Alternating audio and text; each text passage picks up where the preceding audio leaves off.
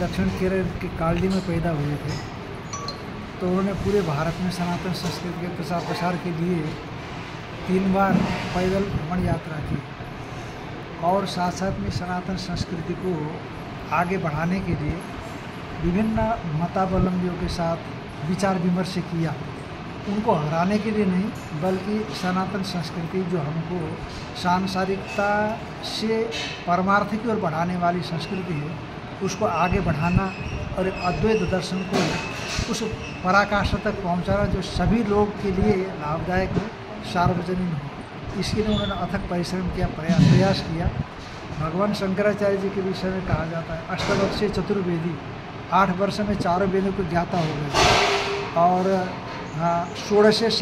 12वें सर्वशास्त्र, 12वें साल में संपूर्ण शास्त्र को उन्होंने जाना और 16 कृतवन भाष्यम, 16 साल में तमाम उपनिषदों पर, ब्रह्मसूत्र पर, गीता पर, शांकर भाष्य की रचना की।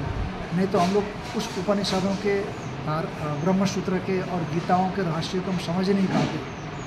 तो ऐसे रचना करने के बाद द्वात्रियुग से मुनिराम भेगा और 32 साल के इतनी छोटी अवस्था में इतना विशाल कार्यक्रम करके तमाम 4 जगह, चारों भारत के पूर्व, पश्चिम, उत्तर, दक्षिण दिशाओं में मठों की स्थापना की और साथ साथ में अपने शिष्यों को अपने ग्रंथ पढ़ाया और ग्रंथों का लेखन भी किया। और आचार्य शंकर ने हम लोगों को ये दिखाया कि किसी भी संस्कृति को लंबे समय तक जिंदा रखना है तो उसके लिए एक केंद्र होना चाहिए, फिजिकल केंद्र भी होना चाहिए, सेंटर होना चाहिए।